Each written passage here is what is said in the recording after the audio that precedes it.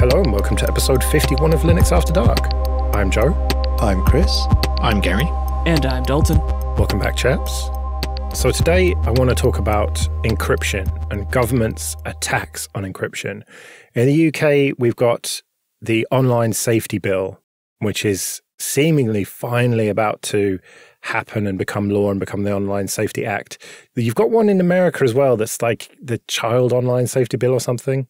There's various attempts all around the world anyway, and it's all about think of the children, and it's got noble goals, but these people have no clue about the technology, and they say, oh, it's not a backdoor, we just want to be able to intercept people's communications. And so obviously we all agree that it's terrible. Anyone who knows about this stuff just knows inherently you cannot have a backdoor that is only available to one person. But the question is more, are they really going to do this? And if they do it, what's going to happen? Are the likes of Meta and Signal going to just withdraw from the UK? And what happens to open source free software projects if this becomes law? If it does get voted in, I suppose the long process of challenging it in court in every possible jurisdiction starts. Yeah. Which will delay its implementation for at least a few years if it actually does survive the courts. And after that, you might just have a new government that is willing to repeal it. Possibly. Getting people engaged with the topic is difficult. I saw that Meredith Whittaker was doing the rounds of UK media a month or two ago, trying to talk about why this was bad. And even she got a front page note to an editorial in the Telegraph, I think, which was critical of the government. And it's just getting people to understand is actually quite hard. That's why the conversation continues, because the technological aspect of it, it's hard to convey to people. I always say to people, like, this doesn't work. The foundations of being a digital citizen in 2023 rely on solid encryption for everything that we've moved to for online to save money on employing humans. And that's how I try and get it through to people. But people are more swayed by the terrorism, children, everything's going to be terrible and we need to know what's happening all the time angle. It just feels too late to me. I think this is going to happen. And I worry about what it means for open source software. It's going to be removed from the likes of GitHub, or repos will be blocked in certain jurisdictions. And I don't share your confidence anymore, Dalton. I used to think there's no way they can do this. But now I'm starting to think that they really are going to get away with it. And we have to really start making some plans. You look at them pumping shit into the sea in this country, just unbridled, and they don't care. And there is now a kind of legal challenge against it coming. But things are happening now without any checks and balances. And terrorism is a big thing. If you speak to people who are in the police, as the years have gone by, things that were introduced to be, extreme measures that required the signing off of multiple very important people have now just become, there's an event that we want to clear people off the streets for. Terrorism means we can just chuck them in prison for the weekend so that nobody has to think about them. So I do share that kind of dystopian future with you, Joe. I think we are at a point, and yeah, maybe, as Dalton says, a change of government, but I think it's just one thing for another. I don't think it's going to be a revolution. But that's the worry. We are living in an era where they will just pass things through, and I worry that there won't be enough pushback. I'm also not even sure that there is the requisite levels of knowledge in government or in some public sector organisations to do a decent job of it. Like, just in the last week, there have been 3 police forces across the UK and Northern Ireland leaking details of officers' names and addresses and stuff. And if that's the kind of basic things that we're getting wrong, I just don't have the faith that even if this did get in, it would be done in any way that would mean that the back door wouldn't get leaked immediately or whatever. Right, of course, it's just an unreasonable position to think that this is a tenable thing that can exist, and if implemented, it would probably just become a massive shit show that eventually gets dropped and hopefully forgotten by the annals of time. I mean, I share the same dystopian views as you, no doubt about that, about human rights being eroded, But I think that maybe the optimism is that it's just going to be so bad and useless that no one is actually going to use it, even if it is law. Because the idea that encryption can be backdoored for one person is simply untenable and only comes from misunderstanding the technology. All of it does. So you can't come from a position of knowing how the technology works and have someone who doesn't understand how it works and doesn't want to understand it change their position on it. Well, also, I don't think there's been a good precedent set. You know, the UK intelligence services have collected petabytes upon petabytes of unencrypted communication that they just don't have the manpower to sift through, and have missed loads of stuff even though they could have seen it in plain sight. So the argument doesn't hold weight anyway. Even if they put a backdoor in and were able to use it, all it would do would make everything shit for everyone else, and they still wouldn't get anything useful because they just sit on cold data already that is just no human resources could actually get through with the amount of people that they've got for eyes on it. What about the likes of Meta and Signal just leaving the UK market? Do you believe the threat? Because I do. Well, will it be a bit like Telegram, except without the ability to have encryption? Would that be how they would eventually get around it? They would say anything you send on this platform is not end-to-end encrypted anymore. I don't know, because Meta are not above not being available in a market. Look at Threads, their Twitter clone, which is doing terribly and makes me very amused. But nevertheless, that is not available in Europe. And I saw someone posting about how they were American, they signed up for it, they went on holiday to somewhere in mainland Europe, accidentally opened the app, and then just got immediately banned, like perma-banned from the app. God. So Meta are pretty serious about that. So it seems like they could just pull WhatsApp and Facebook Messenger from the UK. Good luck to them. Well, if they did that, that would wake people up, wouldn't it? I think it would, but then it's a bit like closing the stable door after the horse has bolted, isn't it? Not if everyone marches on Parliament, like 5 million people come to London and say, look, we want WhatsApp back. I want to talk to my mum. The way I've always looked at it, I feel like the backdoors are already there in a lot of things. Like when WhatsApp started coming up and saying, you know, when they first put end-to-end encryption in and they said, we're very serious here. You can scan a QR code on the other end. I don't trust that, I'm afraid. I still think that if they were really, really pushed, there's a backdoor in that. I just don't trust them enough. You don't believe that it's properly end-to-end encrypted, WhatsApp? No, I don't. Me neither. I don't really trust that I'm not the person doing the key exchange. At some point, that key presumably traverses a Facebook server somewhere or a Meta server somewhere. So there has to be some kind of backdoor in it. I can't see how there wouldn't be. I just keep thinking back to everything that happened with Snowden. And I just think unless we're able to really verify how the encryption is working in full, fully open, then you just can't trust it.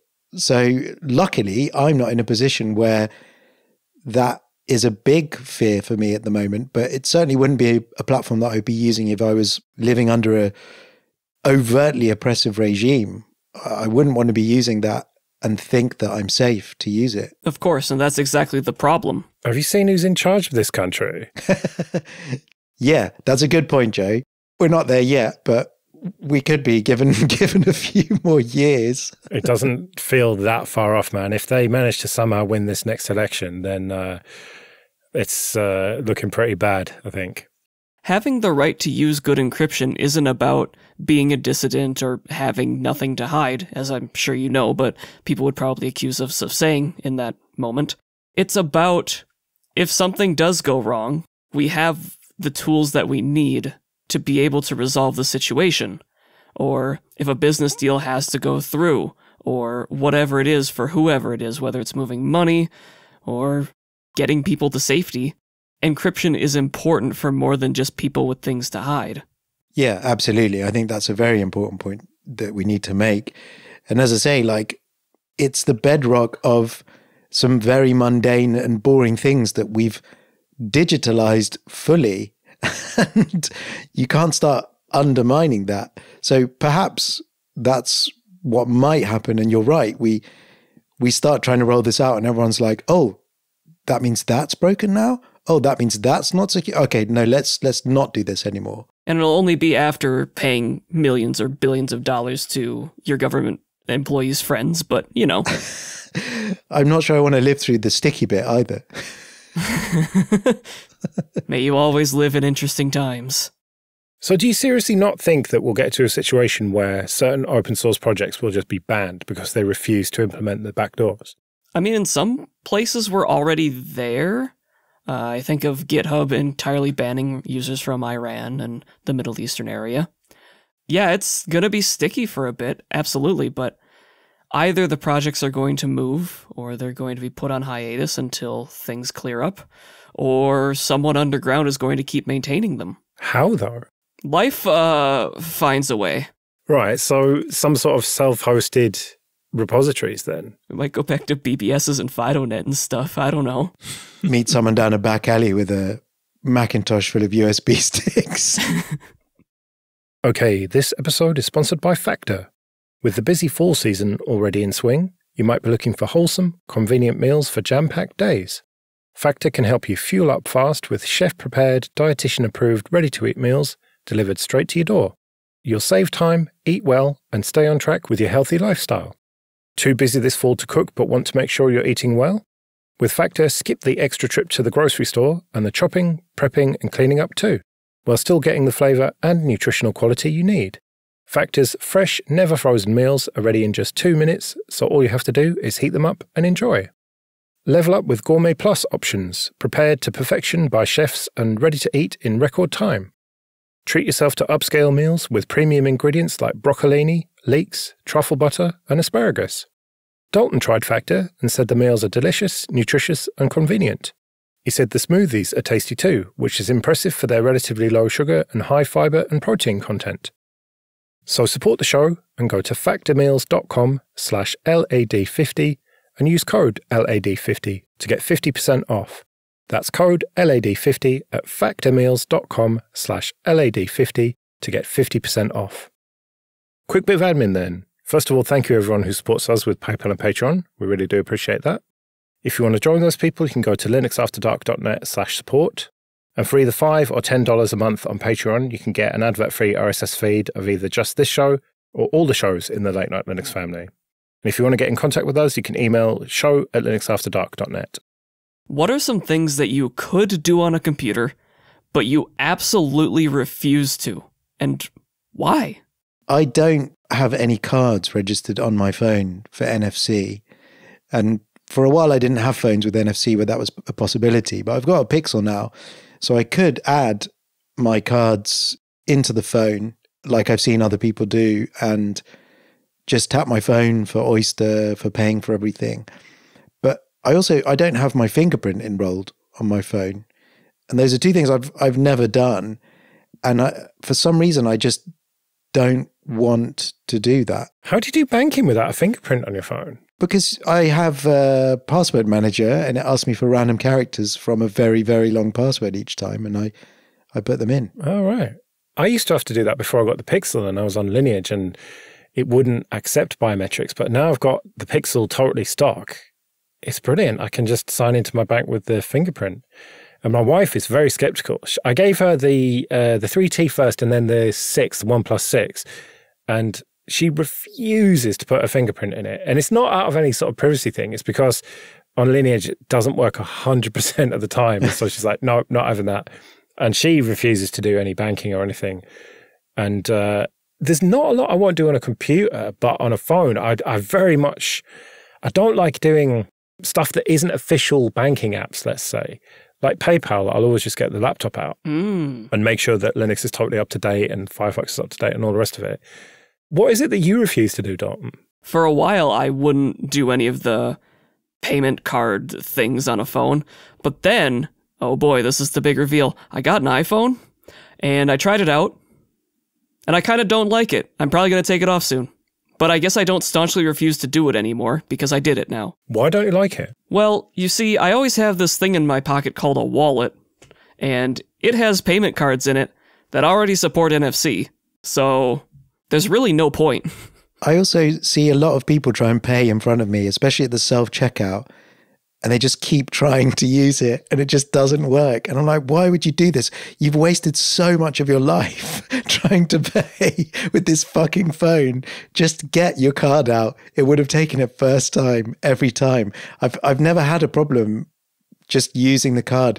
And because I don't have a fingerprint enrolled, it's more of a ball ache for me to unlock my phone to then tap the Google Wallet than it is to just get my wallet out and get the card out and tap it. Can we just go back to why you don't have a fingerprint enrolled?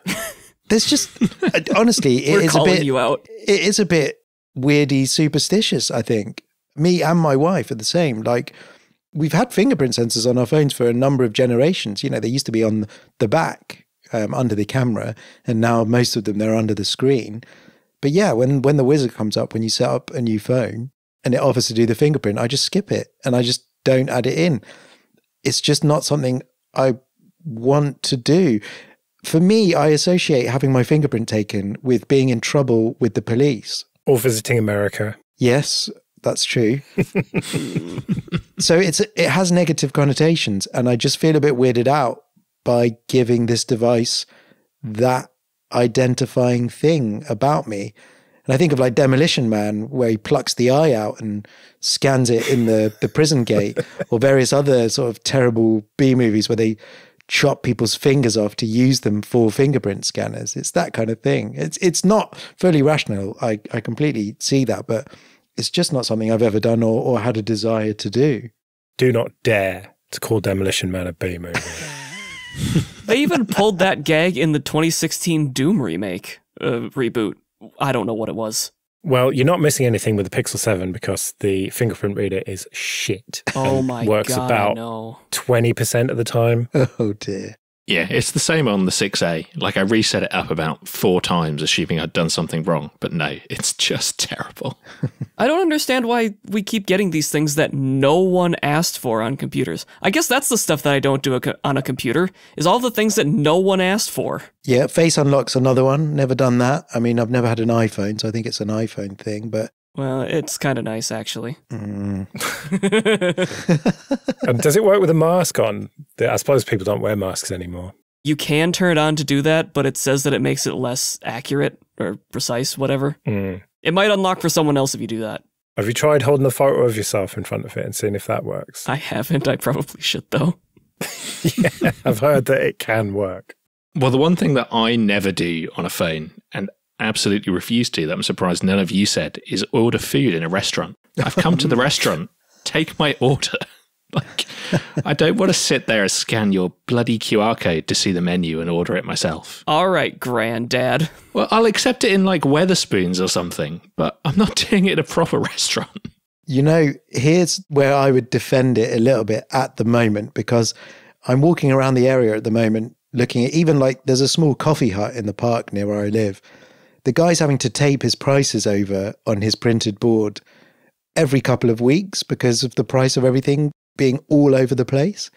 And the amount of waste of having to reprint or put like electrical tape over the prices, then hand write it with a pen or print labels and stick it over so it looks awful.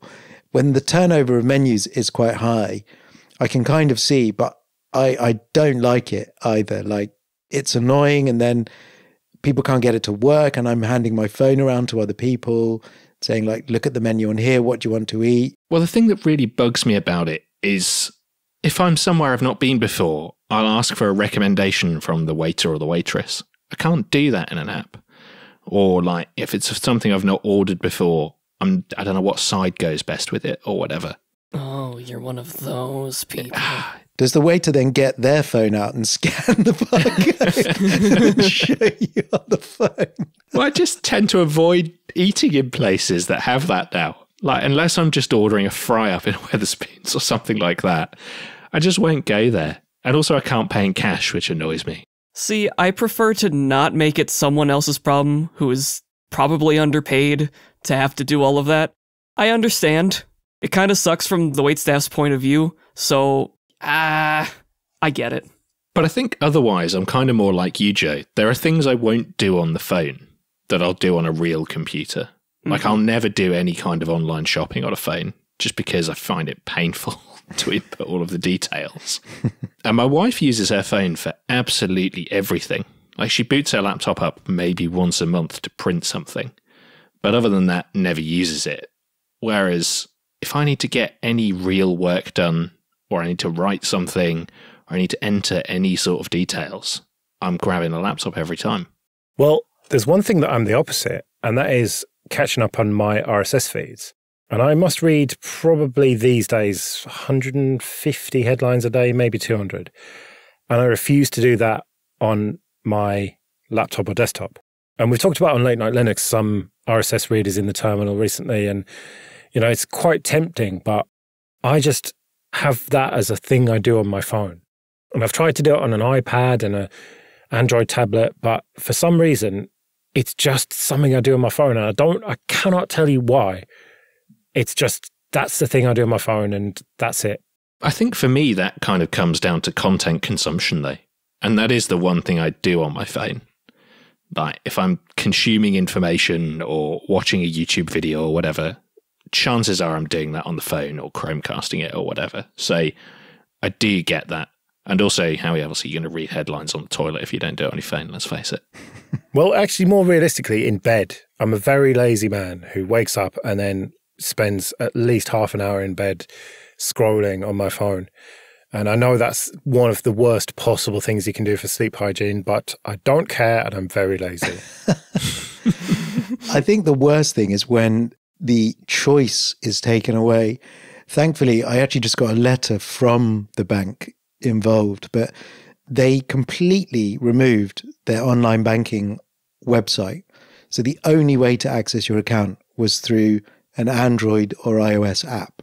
Oh. And I could not bear it. It was awful. And my mother had an account with them and she was like, how do I log in? It's like, you have to use your phone. She was running Lineage. It wouldn't work. So she literally could not access her credit card account until she bought a new phone or until I restored her phone back to stock. And that is really, really annoying. And they actually sent me a letter because I stopped using the card and they've noticed and they said, it's expired and we're not sending you a new one unless you ask. No, I don't fucking want it. It's shit. Take it away. Get this out of my sight. Right, well, we'd better get out of here then. We'll be back in a couple of weeks. But until then, I've been Joe. I've been Chris. I've been Gary. And I've been Dalton. See you later.